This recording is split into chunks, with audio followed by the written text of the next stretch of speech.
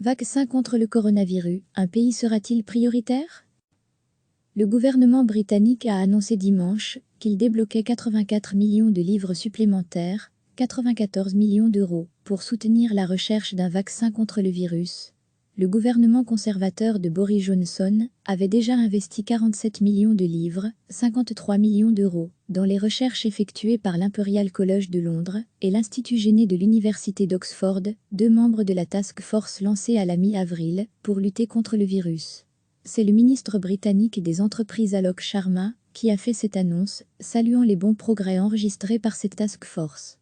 Le nouvel apport du gouvernement permettra de produire en masse le vaccin testé par Oxford, qui a entamé la phase des essais cliniques, a déclaré Alok Sharma, de sorte que si ces essais sont concluants, nous disposerons des doses nécessaires pour commencer immédiatement à vacciner la population britannique. Le Royaume-Uni sera le premier pays à avoir accès au vaccin. L'université d'Oxford a conclu un accord avec la firme britannique AstraZeneca concernant la fabrication et la distribution du vaccin.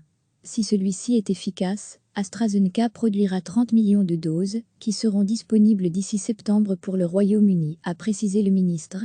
Le Royaume-Uni sera le premier pays à avoir accès au vaccin, mais nous nous assurerons également qu'il soit disponible au prix le plus modeste possible pour les pays en développement, a-t-il ajouté. L'accord avec AstraZeneca porte en effet sur la production de 100 millions de doses au total.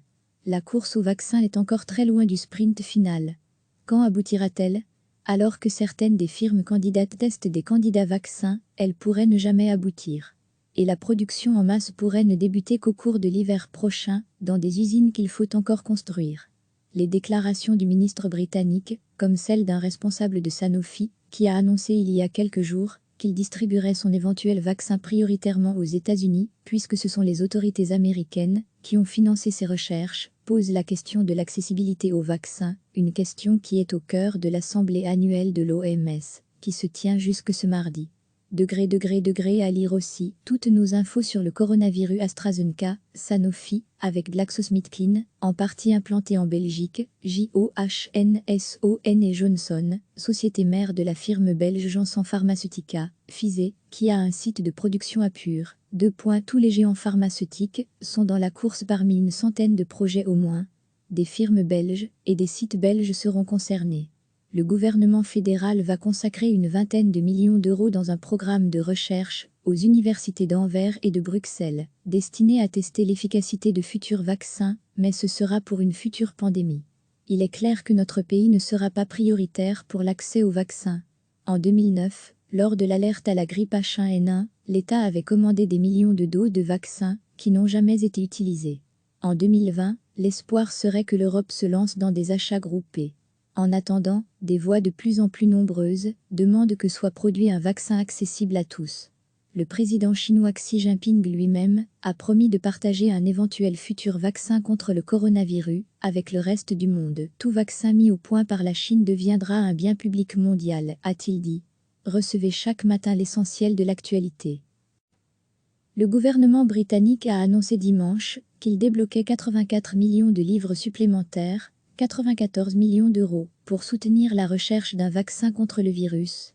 Le gouvernement conservateur de Boris Johnson avait déjà investi 47 millions de livres, 53 millions d'euros, dans les recherches effectuées par l'Imperial College de Londres et l'Institut Jenner de l'Université d'Oxford, deux membres de la task force lancée à la mi-avril pour lutter contre le virus. C'est le ministre britannique des entreprises Alok Sharma qui a fait cette annonce, saluant les bons progrès enregistrés par cette task force. Le nouvel apport du gouvernement permettra de produire en masse le vaccin testé par Oxford, qui a entamé la phase des essais cliniques, a déclaré Alok Sharma, de sorte que si ces essais sont concluants, nous disposerons des doses nécessaires pour commencer immédiatement à vacciner la population britannique. Le Royaume-Uni sera le premier pays à avoir accès au vaccin. L'université d'Oxford a conclu un accord avec la firme britannique AstraZeneca concernant la fabrication et la distribution du vaccin.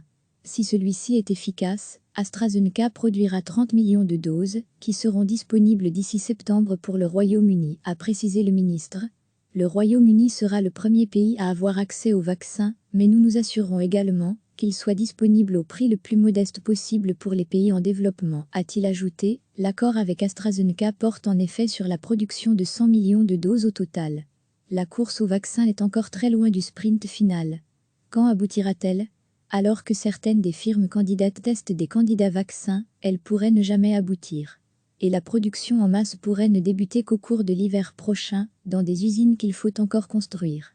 Les déclarations du ministre britannique, comme celle d'un responsable de Sanofi, qui a annoncé il y a quelques jours qu'il distribuerait son éventuel vaccin prioritairement aux États-Unis, puisque ce sont les autorités américaines qui ont financé ces recherches, pose la question de l'accessibilité aux vaccins, une question qui est au cœur de l'assemblée annuelle de l'OMS, qui se tient jusque ce mardi.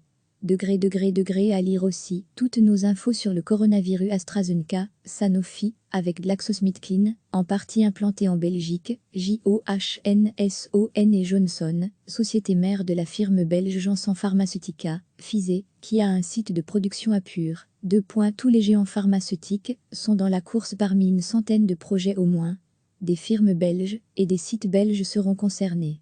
Le gouvernement fédéral va consacrer une vingtaine de millions d'euros dans un programme de recherche aux universités d'Anvers et de Bruxelles, destiné à tester l'efficacité de futurs vaccins, mais ce sera pour une future pandémie. Il est clair que notre pays ne sera pas prioritaire pour l'accès aux vaccins. En 2009, lors de l'alerte à la grippe H1N1, l'État avait commandé des millions de doses de vaccins qui n'ont jamais été utilisées. En 2020, l'espoir serait que l'Europe se lance dans des achats groupés. En attendant, des voix de plus en plus nombreuses demandent que soit produit un vaccin accessible à tous. Le président chinois Xi Jinping lui-même a promis de partager un éventuel futur vaccin contre le coronavirus avec le reste du monde. Tout vaccin mis au point par la Chine deviendra un bien public mondial, a-t-il dit. Cliquez sur s'abonner pour recevoir les dernières nouvelles.